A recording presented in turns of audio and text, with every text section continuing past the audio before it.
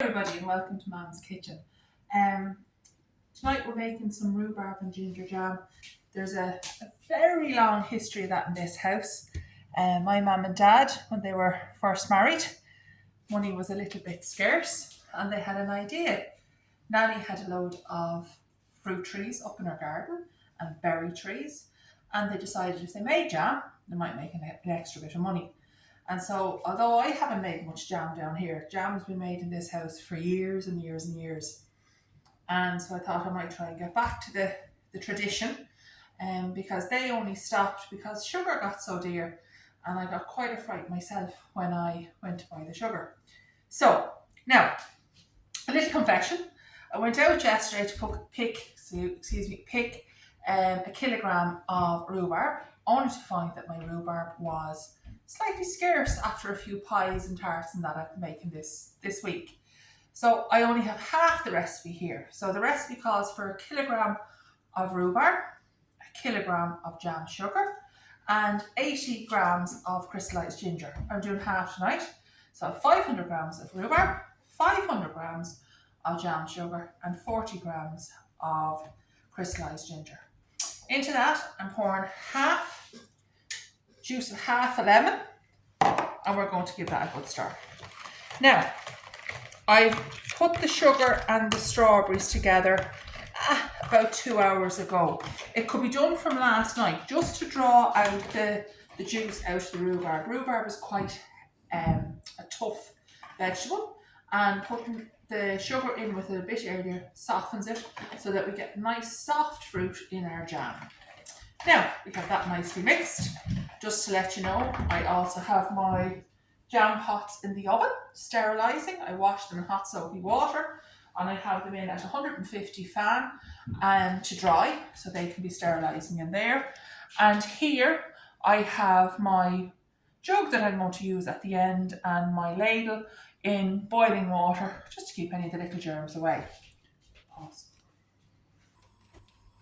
Now we're going to add our fruit, sugar and lemon juice mixer. They say a heavy based saucepan. This is my trusty IKEA saucepan. Throw it all into there. Get it all in. I don't like wasting anything. And there it all is in the pot. Now, I'm going to give that a good stir.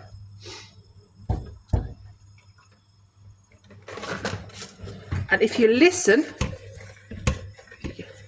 you'll hear the sugar scraping along the bottom of the saucepan. Now, we have to keep stirring it until the sugar dissolves. So we just keep stirring, really nice low heat, and keep stirring and stirring and stirring until we don't hear that sugar scraping along the bottom anymore. Pause. Now, I've been stirring and stirring away, and I'll ask Noah to bring in the camera, and if you listen again, you'll notice that there's no scraping on the bottom of the pan. So that means the sugar is all dissolved. So we can turn up to a good heat now. Of course, if you had a kilogram of sugar and a kilogram of rhubarb, it might take a little bit longer. What speeds it up as well, I think, is if you leave the rhubarb and the sugar overnight, it'll be quicker again as well.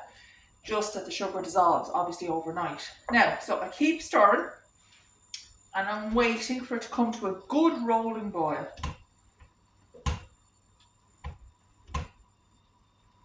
So, my cooker is not the strongest, but we'll work with it.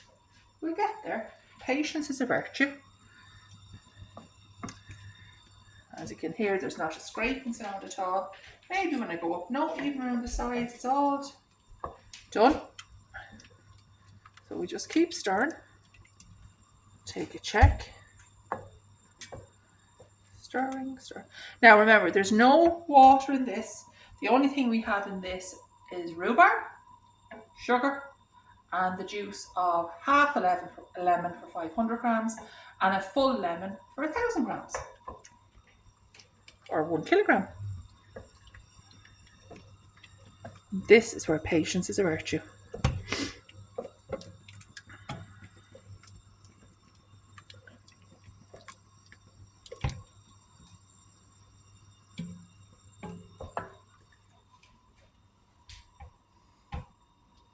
dissolve now.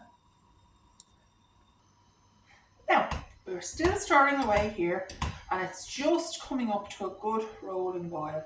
It does take a minute or two. Have patience, keep stirring, keep checking. We don't want our precious rhubarb sticking to the bottom of the pan. Now, one thing I forgot to mention at the start was I've put 2 or 3 saucers in my freezer for when we're checking for the setting. Now don't worry, I'll show you all that when we get to there. So I'm just going to ask Noah to come in now, and you'll see that the boiling is really coming along nicely. Of course it stops just as I ask him to show it to you, but you can see the boil starting there, and we're going to let it come right up till it's really bubbling.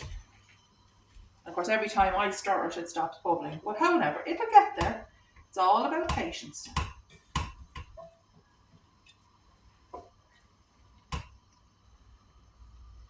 Now, rhubarb and ginger is a real favourite jam of mine.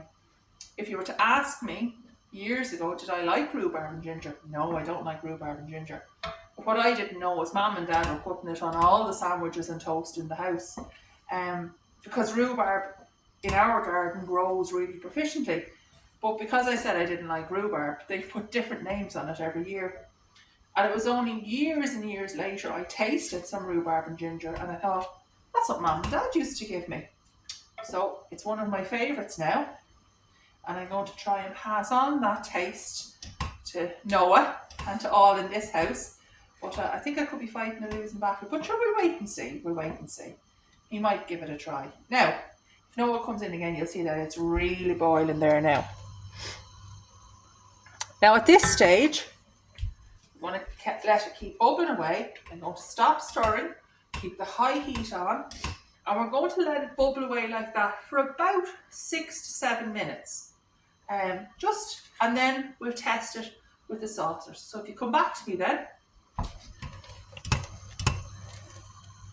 There we go. So I'll see you in about 6 minutes. Now, our jam has been bubbling away for about 6 or 7 minutes, and I'm going to give it its first test to see if it's set. All I do, very simply, give it a nice little stir. You'll see that the rhubarb, now if you just come in a bit close for a second, you'll see that the rhubarb has broken down nicely, the ginger is breaking down nicely, and it's still that lovely bubbling away. Now we're just going to take up a tiny weeny bit of the jam. We're going to put it onto the cold plate. This plate has been in the freezer. Just let it roll around for a second. Won't do any harm. And then I liked it, the way I was shown to do it was you put your finger in and you push, and if it doesn't fall back in, a little bit for the cook, it's set. Now, I'm happy with that, but I just want to give it another little second just to make sure. So I'll put that back in the pan. Waste not, want not. Give it another stir. And while that's just having a last little minute, because I am very happy with that, I'm going to take my jam jars out of the oven. No, not pause. Hi, now, welcome back. Our jam has been bubbling away for about 6 to 7 minutes, and I'm just going to test now and see, is it set? Very simply, I take my plate out of the freezer, I take up a little small piece of the bubbling jam, put it onto the very, very cold plate, leave it a minute, give it a little bit of a... Now, some would say that once it doesn't roll down the plate, it's set.